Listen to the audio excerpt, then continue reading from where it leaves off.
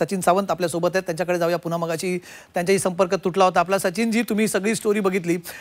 सरकारी जमीन आहे, सरकारी जमिनीचा परस्पर व्यवहार होतो, विक्री होते, रेडी रेकनरच्या रेटने सरकारी दराने ती जमीन विकली जाते. त्याच्यानंतर त्याचे मूळ मालक समोरून म्हणतात की आमच्याकडे फसवून पॉवर ऑफ अटर्नी घेतली गेली होती. कलेक्टर म्हणतात ही आमच्याच ताब्यातली जमीन आहे. सगळं प्रकरण एकंदरीत अत्यंत धक्कादायक असं समोर येत आहे. धक्कादायक तर आहेच, परंतु ह्या राज्यामध्ये काय चाललेलं आहे ह्याचं वास्तव किती भयानक आहे हे जनतेसमोर आणणार आहे.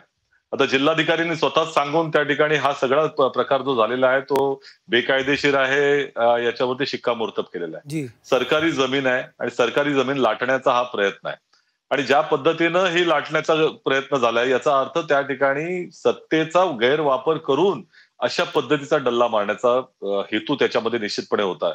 आणि हे सातत्याने झालंय. तुम्ही जैन मंदिराची जागा ज्या पद्धतीने आपण पाहतोय पुण्यामधली, की त्या जागेला सोन्याचे भाव आले, आता यांना ते अमृताचे म्हणजे त्याला म्हणतात त्याला प्लॅटिनमचे भाव करून घ्यायचे असतील आणि त्या पद्धतीनं सगळं लूट चाललेली आहे याच्यातनं दिसून येते. याची खऱ्या अर्थानं न्यायिक चौकशी होणं जी आता वडेट्टीवार साहेबांनी मागणी केली त्याच पद्धतीची ही झाली पाहिजे, कारण हे प्रकरण दाबलं जाणार आहे. आता ही मला असं वाटतं की सत्ताधारी आता काय उत्तर देत आहेत हे आमच्यासाठी औत्सुक्याचा विषय आहे की कशा पद्धतीनं आता याला झाकण्याचा प्रयत्न होईल. माननीय मुख्यमंत्री हे क्लीनचिट मुख्यमंत्री म्हटलं जातं, प्रत्येक ठिकाणी क्लीनचिट दिली जाते. आता कदाचित असं म्हणतील की हा व्यवहार पूर्ण झाला नाही, जमीन ट्रान्सफर झाली नाही, सरकारी जमीन होती त्यामुळे ते ट्रान्सफर करण्यात आले नाही म्हणून ह्या व्यवहाराला काय अर्थ नाही, आम्ही रद्द करत आहोत.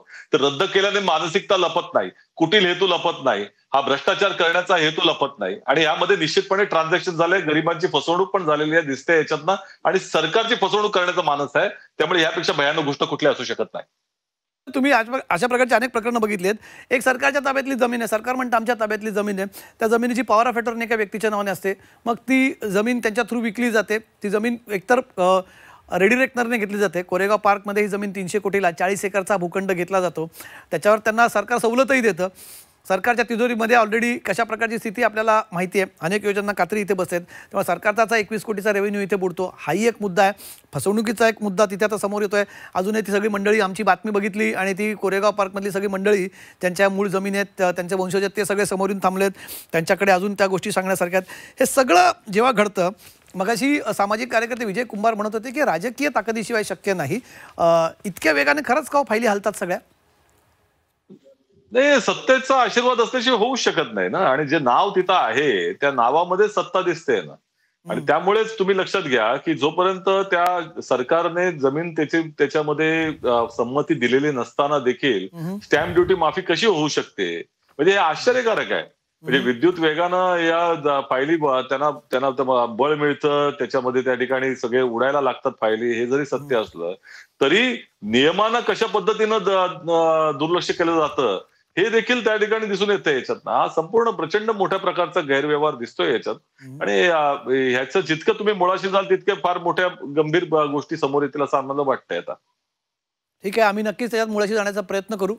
सचिन सावंतजी, आपले खूप कव्हार. आपली पक्ष म्हणून साधारणपणे काय मागणी असणार आहे? पक्ष म्हणून तरी आम्ही आमचं बातमी समोर आणण्याचं काम केलं माध्यम म्हणून.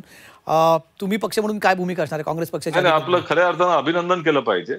सत्ताधाऱ्यांना आता असा इतका अहंकार आलेला आहे की आम्ही काहीही पापं केली तरी ते आम्ही झाकण्याची आमच्यामध्ये ताकद आहे आणि सत्ता आमच्याकडे कायम राहणार आहे, कारण वोट चोरीच्या माध्यमातून त्याची आम्ही दखल घेतलेली आहे की आमच्याकडनं जाऊ नये. त्यामुळे आताच्या परिस्थितीमध्ये त्यांना इतके बेफाम झालेले आहेत की कुठलेही कुठील कारस्थाना आम्ही पचवू शकतो असं दिसतंय. आणि त्यासाठी माध्यमांवरती किती दबाव आणला जातो हे आपण पाहतोय. तुम्ही निर्भीडपणे जी पत्रकारिता करतात त्याचं अभिनंदन करण्याची आवश्यकता आहे. हे जनहिताचं आहे, जनतेचा पैसा आहे, जनतेच्या मालमत्ता आहेत, त्या लुटून देऊ नये ही जी भूमिका असली पाहिजे ती तुम्ही करतात, त्याबद्दल अभिनंदन. धन्यवाद. आम्ही हा निश्चितपणे हा प्रश्न लावून धरणार आहोत. जी जी जी, धन्यवाद सचिन सावंतजी.